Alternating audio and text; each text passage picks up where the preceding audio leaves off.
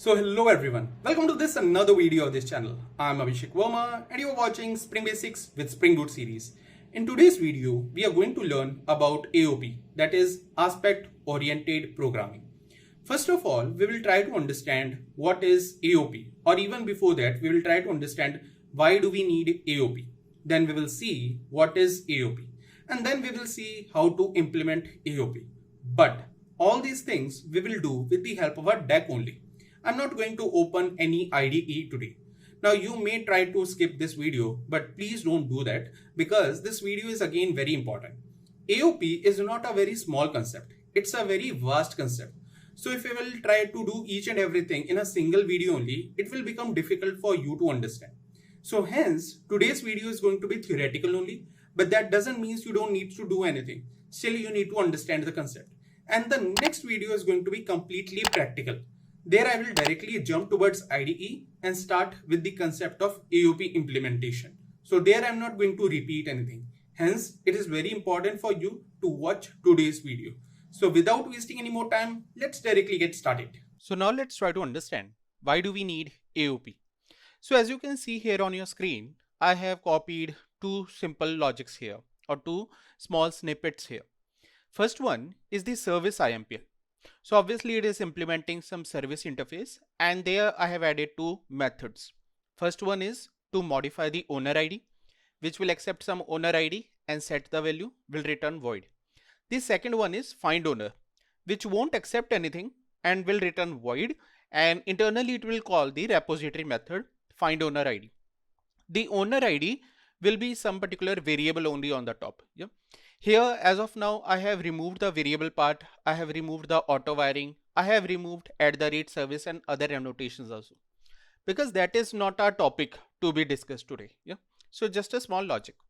And then this is the other one, the repository IMPL, where you are having this find owner method accepting some owner ID, and what it will do is it will just say found. Simple. Just a simple logic. You know the complete thing that in repository what kind of annotations are required, in service what kind of annotations are required, how to do auto wiring and everything. So that you are already aware of. So now let's try to see what is the problem statement. So the problem statement is that whenever the control enters a particular method. So let's say that from this service find owner method, we have invoked the repository find owner method. So at that point of time, before printing found, it should be logging some statement saying that entered in and the exact method name, saying like entered in find owner method. And then it should obviously say found, and then it should say exiting from the complete method name. Yeah. And this thing we need to do for all the methods. So that means you need to do it for this method also, for the repository. You need to do it for the service find owner method also, and the modify owner ID method also. So I hope the problem statement is clear. Now you will say, Abhishek, this is not difficult. What we will simply do is that since you are asking for the log here, so in both of these classes, we will add a logger variable and we will make it a static final. You have already shown us that particular thing in the previous videos. Then within every method, we will log this. So in every method, that means 2 lines will be logged here. And believe me, that is going to be simple. Yeah, it's not going to be any tricky task here. You can do it very easily. But there is a problem with this. The problem is, let's assume that in future, we are having one more class here. So obviously for that also you need to do. You need to add a variable first of all there, the logger variable. Then another issue is that the number of lines will also increase. You will say that okay, it will just increase by 2. But try to understand it for a very big picture. Here the problem statement is small. I'm just asking you to log 2 lines, entering and exiting. But in a bigger project, there can be many more things also. And even if these are 2 lines only, then also you see, you need to do this in each and every method. So that is going to be a tricky task. Yeah. And let's say that later on in future, I will ask you to make a small change in the message. So instead of saying entered, let's say I have changed my mind and I will say instead of keeping the word as entered, you say entering. Okay, just a small change. but that means you need to go to each and every method and change it. You will say we will do it with the help of Control F. That also can be done, but still it will be a issue here. So that means for this problem statement, whatever the solution we gave, that was easier to implement, but very difficult to maintain it for the long time. And also it's an issue whenever we have any new class. Then let's go with the second solution. The second solution is that the main issue was that what if there is any change in the method or in the message. So as a solution, what we can do is we can create a separate class. Let's call it as a log class. Within that we can have two methods, log before, log after, and within that we will write the statement. So in log before we will say entered in this, in log after we will say exiting from this. And then what we will do is we will auto wire that class in the service class as well as the repository class. So that can be done. After auto wiring, we can simply invoke those methods. And what it will resolve is that now even if there is any change in the message, so let's say now I will again ask you to change it from entered to entering, you just need to change in one log class only. So that is fine. But the other issues are still there. Other issue is that still in every class you need to have that variable and you need to auto wire it. So your every class will have a dependency on your log class. Service class will also have a dependency. Repository class will also have a dependency. In future you will add a controller class also, that will also have a dependency on the log class. So all the class will have dependency there. And beside this, what believe me is that you are just removing the part of typing the sysout statement or the logging statement. But still in each and every method you are calling two extra methods. You need to invoke this log before and log after. So that is still a very big task. And you need to keep in mind every time whenever you are creating a new method or modifying some method that at the end it should invoke log after, and first of all it should log before. So these methods needs to be invoked here. So that means this solution is also having a issue here. I hope you agree with me. If you agree, pause the video and write in the comments that you agree that these issues are going to be there.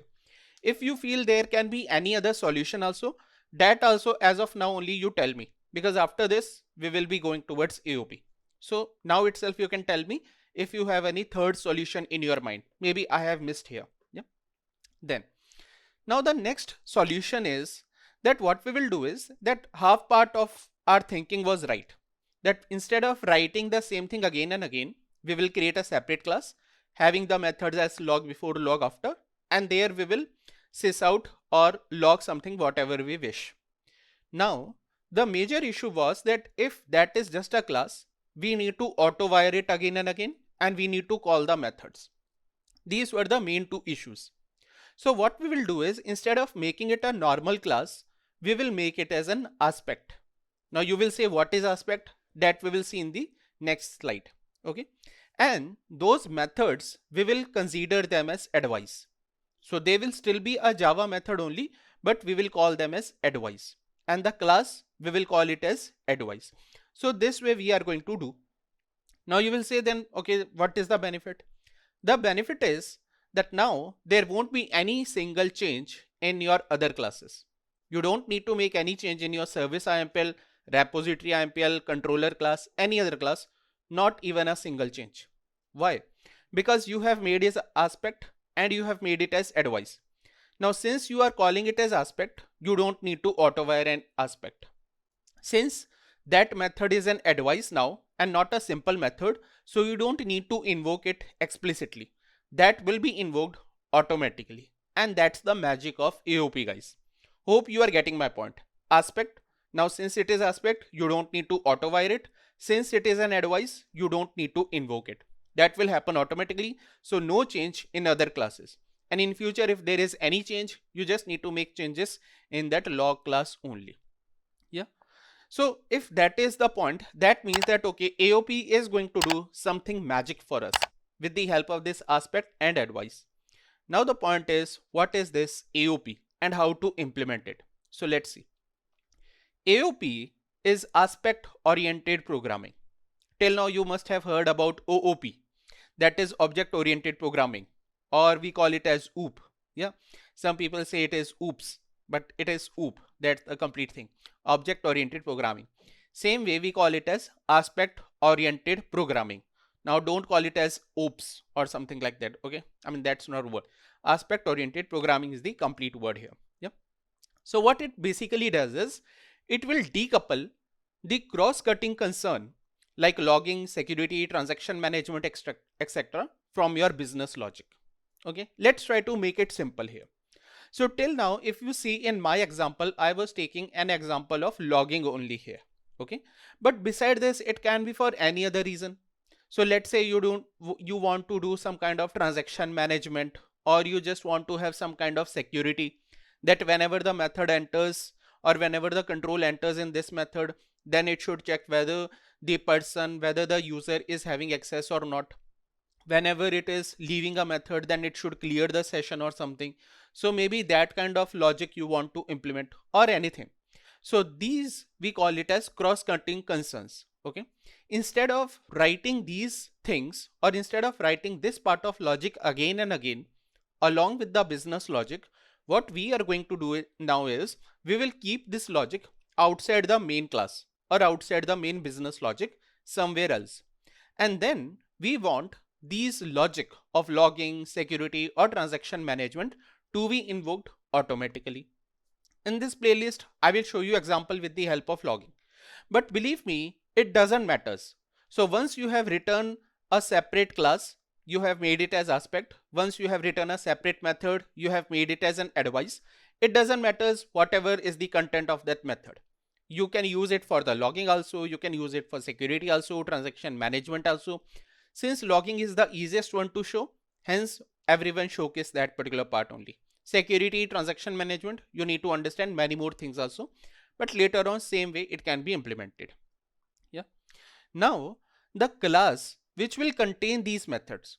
So now I just now told you that what we will do is we will copy this, or we will cut this particular part of logging, security and these concerned outside and keep it in a separate class. And that particular class we will call it as aspect.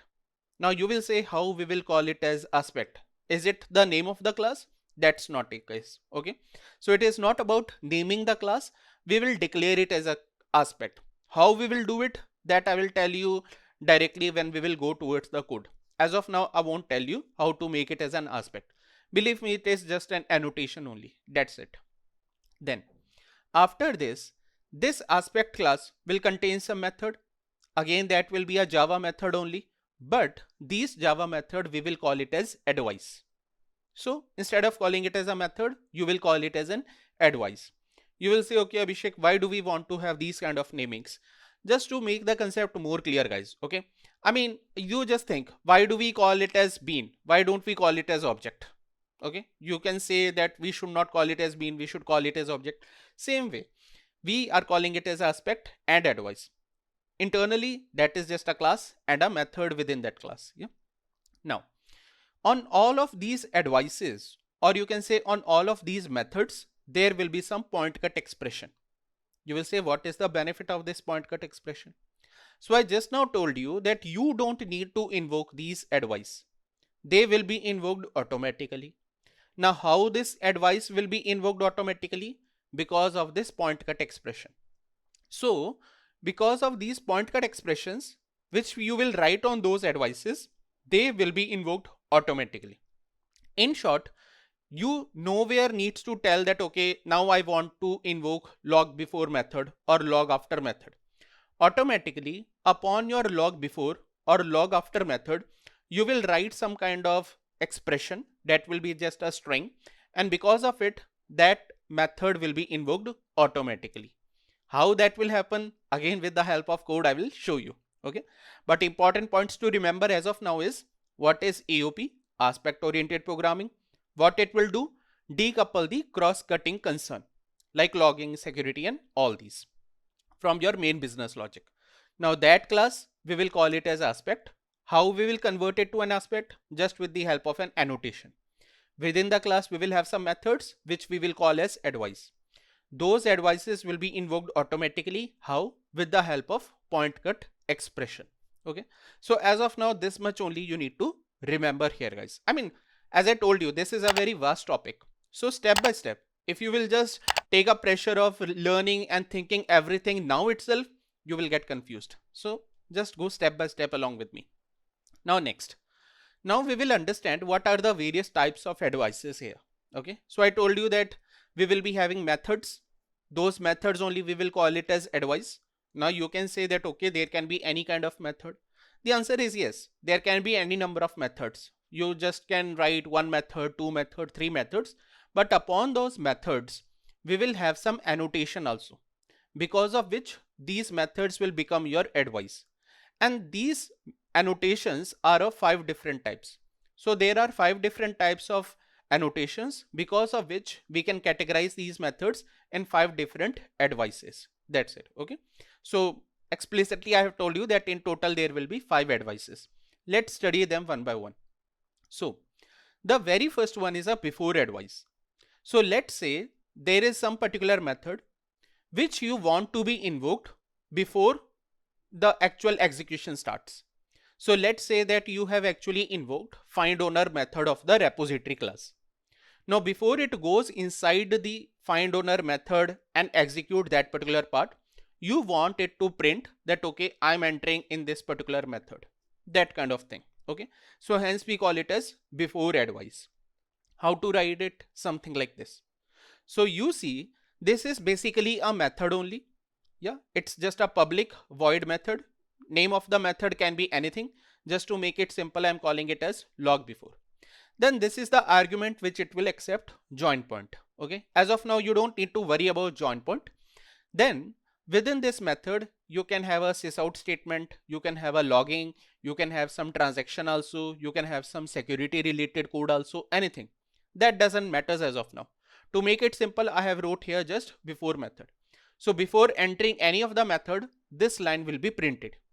And what is the meaning of this join point signature? So let's say it is trying to enter in the find owner method. That find owner method is going to accept some integer. So what it will print is, it will say before method find owner and the integer. So the complete method signature it will provide you where it is actually trying to enter. That will happen. Yeah. Now upon this, the major part is that how this method became advice because of this annotation. So this is just a normal method, but it will become advice because of this @before annotation. So that is important. So not because of this method name log before, because of this annotation @before. You will write it like this, and within this you will say execution. Again, this you need to hardcode as it is, and then there will be some expression. Now what is this expression? The point cut expression which I mentioned you earlier. Okay, how it will come to know that I need to print this line before entering the find owner method? Because I will write expression here in the red part. As of now I'm just calling it as expression. Later on we will discuss in this video itself that how to write this expression. Okay, as of now just assume. So now we have understood that before entering any method I want to print this line. So I will call it as @before, and here I will give that particular expression. Yeah, simple. Now the next requirement is that now you are exiting a particular method and then you want to log something. So simple, we will call it as log after. The method name can be anything, but advice will be after advice. So you see rest of the things are same. So method name can be anything, return type is still void only. And with this join point, you can again print the signature that, okay, I'm returning from this method. Any kind of message you can print, you can log, that is your wish. And here you will say @after. Simple, @before, @after, execution, and then this expression. This expression is same, just a string. So in this expression, I will somehow write that the moment it is coming out of the find owner method of repository, print this particular line here. So it will say after method find owner int. So I will come to know that it came outside that particular method. Now you see that whenever it is coming outside a method, then there can be two things. One option is that method can be a success also, that you invoked some method, everything went well, and now it is returning something, or it is just simply coming out. maybe the method is returning a void, or method can throw the exception also. There can be two scenarios. Okay, so this after advice will be printed in both the case. Why I'm using the term printed? Because I have written the sysout statement, hence. Yeah, so this will be executed in both of the cases here at the rate after. But there are some scenarios when I say I want it to be printed only if it returns a success, or only if there is no kind of exception, then only I want. So hence we have a third advice, which we say after returning advice. Now this is actually a sub part of after only. Yeah. So here the name is after returning. Now you see rest of the things are same. Still there is this execution expression. But now there is one more interesting thing. Now we know that this will be printed only when it returns successfully. So if you wish, we can also print what this method is returning. Maybe this method can return something like integer also, a primitive data type. The method can return a wrapper class also, string also. Any object, a list, or any kind of collection can be returned from this method. So if you wish to know what method is returning, you can print it like this. So here we will say returning, and we will save the result in this result. Okay, and then in the argument we will call it as object result. So because you see object is the parent of everyone, so automatically it will be saved in this, and hence if you wish you can print it. Okay, generally we don't do anything besides printing. We just want to maybe check something or do anything. So here I'm just printing the result. If you wish, still you can print the signature also. Just to make it simple, I'm not printing signature now. Yeah, but this is the point. So you see this is the child of it. Another interesting point you see, with after you cannot print the result. So after don't allows you this option, because after doesn't knows. It may return you some kind of exception, or it may return you a success message also. It is not sure. But this after returning is very sure that it will be executed only when the method is going to return successfully without any exception, only in that case. So you can print it here. Okay, so this result will be the value returned from your method, and again it is at the rate after returning, and hence we call it as point cut expression. Yeah. Then next is, what if I want something to be printed or logged only if a method is throwing the exception? Only in that case, the counter part of returning. So then the argument is, or the annotation is after throwing. Simple. So now you can call it as after throwing. Rest of the things are same. This time instead of returning we say throwing, and the exception can be logged here. So exception will be thrown from that method. You can log it here also. You can check it here, and you can know what kind of exception is thrown, what kind of message is thrown. If you wish, you can print the complete stack trace also. That is your choice, whatever you wish. And here you say we are making usage of throwable because throwable is parent of all the exceptions. So till now we have learnt 4 advices before, which is simple, before entering any of the method. Then we have learnt about after, which is again simple, that after a particular method is ended.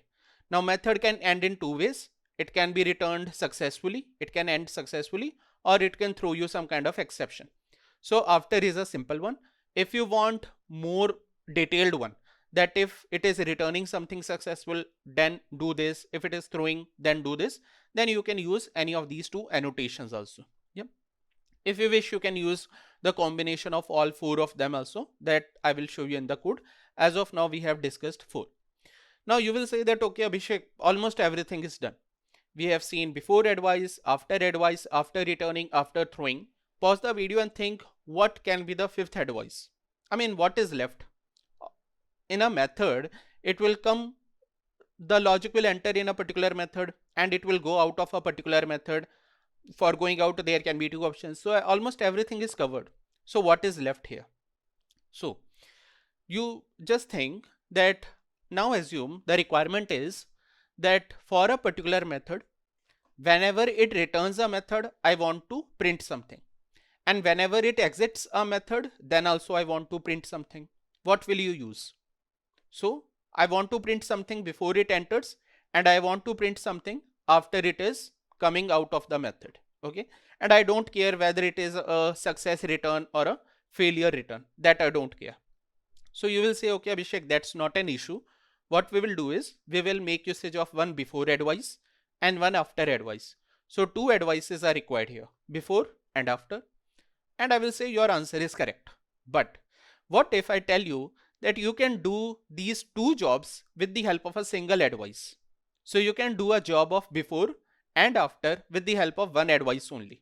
And that we call it as around advice. Okay. So this is basically a combination of before plus after. How it will do? So here we will say at the rate around. So this is the one, and it is just an expression. Now this time here, this is an interesting advice. You can return also something from this. That is a complete object, and it can throw also. Yeah, because it needs to execute after. So till now all the advices which we have seen, they always have a return of void. Even if you write something else, it won't work. Okay, it will behave as void only. But here you can return any kind of object also here. Yeah.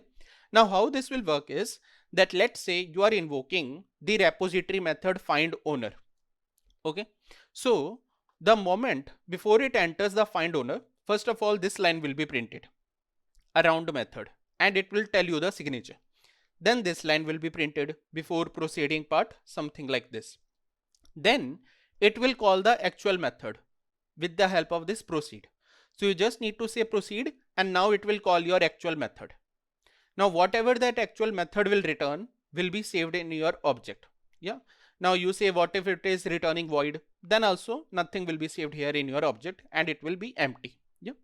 Now once that method is finished, then you will say after proceeding part. So this way. So with the help of proceed, we will control what we want to print or log before the actual method, what we want to print or log after the actual method, just with the help of this proceed. Yeah. So this way we are going to do, and overall whatever is the return type that you can return from this. Yeah. So this way your advices are going to work. And the most interesting part is that in your business logic, you don't even need to invoke any of these methods. You don't need to say log after, log before, log around or something. With the help of these expressions, these methods will be invoked automatically. Okay. So I hope now you should be able to adjust these many advices, 5 types of advices. Now let's move towards the last part of the video, that is about the expression, how this expression is going to look alike. And that's why I was telling you guys, this is a very vast topic. So as of now, if you feel this is too much amount of knowledge, believe me, many more things are going to come in front of you now. So let's try to understand this expression. So till now you see, irrespective of any of the advice, whether it is before, after, returning, after, throwing or around, in all the advices, this part was common: execution, expression. This you need to write as it is, and this expression I told you, this is going to be a string, which let's discuss now. So this expression will look something like this. Okay. So basically it is a string and it is nothing but the exact signature of your method. So you say I want to invoke this advice on the find owner method. So you need to tell the complete signature of find owner method in this particular part. It's that simple. The first part of this signature, if you see, is the modifier, which is your access modifier. Okay. So you say that what is the access specifier, whether the find owner method is public in nature, private in nature, protected or default. What is the access specifier of it? And this part is optional. If you don't mention the modifier, by default it will consider as public. Yeah. So this is the point. Then the next thing, I want to know that, okay, what is the return type of find owner method? So the next part is return type. So here this return type is going to be mandatory, and you need to tell that, okay, this advice I want to invoke for this particular method. Now the method can return you something primitive data type also. It can return you string also, wrapper class also, a collection also, any kind of object. Okay. So that you need to mention here exactly, whether it's a string, integer or whatever it is. So same you need to mention here. If you say I want such an expression which can work for all return types, so you just replace it with a star. Star is a kind of a wildcard, which means any return type. So this way we can do it. Maybe in regular expressions also you have heard about this star. Star means anything. Yeah. Then the next one is, I want to know this method is a part of which class. And that class name, I want to have the complete class name, because there can be multiple classes with same name. So I want to know the package also. So that way it is. And again, this is a mandatory part. So you need to tell which class and it is in which particular package. Again, if you say I want it for all the classes of all the packages, you can just put a star here, wildcard. The final thing is the method name, for which method name you want this to happen. So again, this is mandatory. And if you wish, you can write the exact method name also. If you wish, say I want it for all the methods, whatever is the name. So you can just simply say star. Or if you say I want it to happen only for all the setter methods, so you can say set star. So the set part will be constant and then you say star. Or you can say get star, which means all the getter methods. So that way you can write it. Okay. So in short, it is just a signature only for your method. Then the last part is your parameters or the arguments. So again, this part is mandatory. And here you need to tell whether it is going to accept integer, string, a list, a collection, whatever it is going to accept. Or maybe it is just going to empty only. It may not accept anything. So that can be a thing. And here, if you say, I want it for any kind of parameter. So we don't say star. Instead of star, we call it as dot dot. So these two dots will represent any parameter or any argument type. So this way your expression is going to look like. Now you will say that, okay, Abhishek, these are too many things. How we will remember?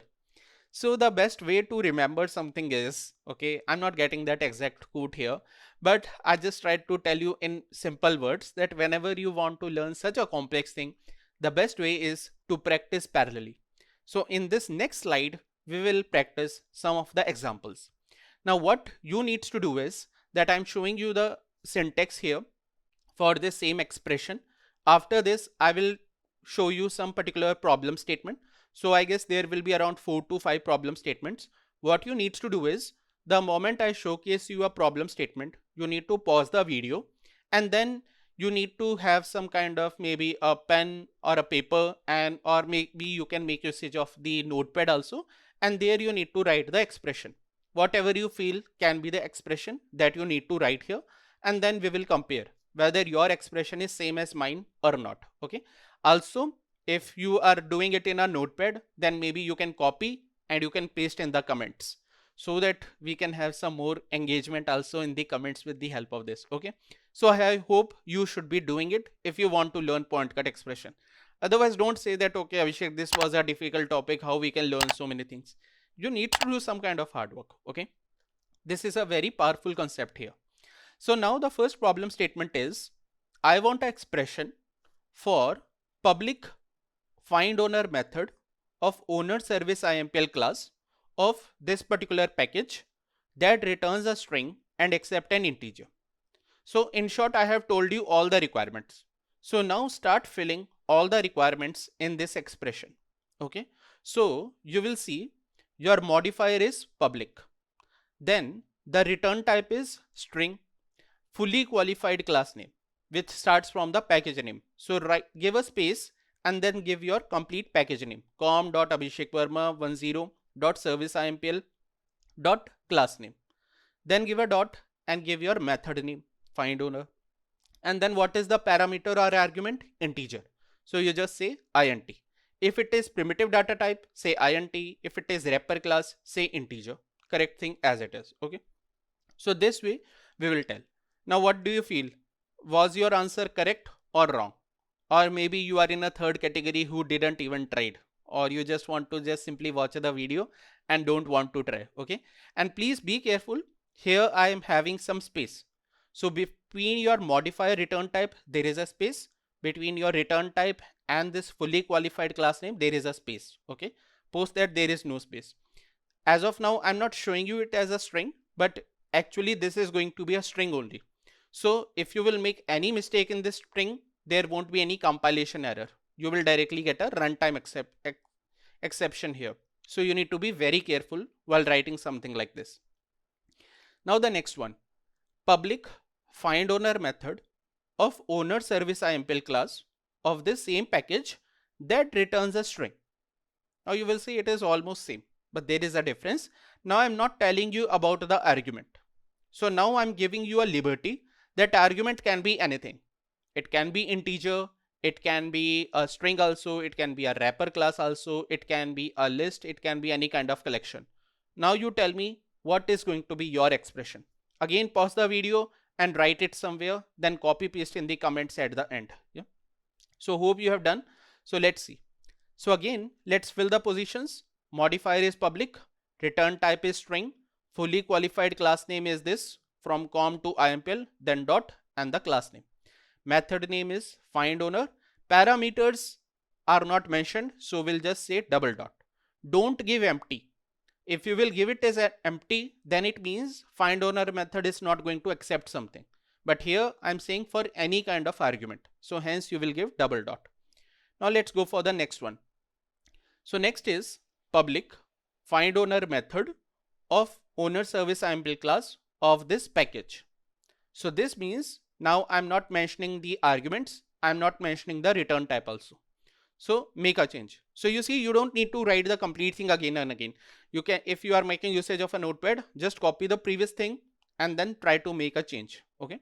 So now the change is that modifier is public, return type is not mentioned. So I will make a star here. So there I will make a star. Star means any kind of return type. Rest everything is same. Next is all public methods of this particular class and this package. Okay. So now I'm not giving you the exact method name. Now I'm saying all the methods of this class. Okay. So what will you do? Rest everything will remain same. Just method name you will replace with a star. Something like this. So you see, till now I have given the class name, then I'm saying a dot and then star. Star means any of the method. So if this class is having 10 methods, or for all the methods, this will be executed. Yeah. Now next, all public methods of this package. So now I'm not even giving you the class name. Again, copy paste the previous and write. So this is your answer. Okay. So now we have 2 stars. This last star is for your method name. Before this, it is for your class name. If you wish, you can combine both of them and make it as a single star, which means any class, any method. Okay. That is a liberty which you can get. But if you want to get it more clear, then it's always better to have it like this. So first star, so from this side, from left to right, if we go, this star means your class name and the next star means your method name. The next, all public methods. So now it is not saying you anything. All public methods, which means irrespective of the method name, irrespective of the return type, irrespective of your argument, irrespective of your class name, irrespective of your package. So replace package also with a star.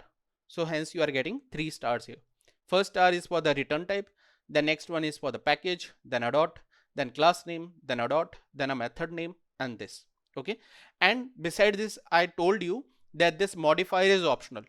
So if you don't give this public modifier, then also all of these are going to work fine. Okay. Because whenever you don't mention anything, it will be considered as public only. If it is private or protected, then only you need to write here explicitly. Okay. So this way, there can be multiple combinations here in your expression. Okay. And hence today we have seen how the things are going to work. So you see, we have seen so many things. First of all, we understood why do we need AOP. Then we understood what is AOP, aspect, advice we understood. Then we understood 5 different kind of advices, the annotations basically. Then we learnt about the point cut expression. So as of now for this video, we are ending it here only so that you can revise the concept. You can watch it again and try to understand the stuff so that in the next video, when we will do the hands-on, at that time, I don't need to repeat any of the things and we can directly code the things and see how it is going to work here, guys. Yeah. And I hope that if you have found it helpful, then you should be liking the video and sharing it with your friends who feel AOP is difficult. Thanks everyone.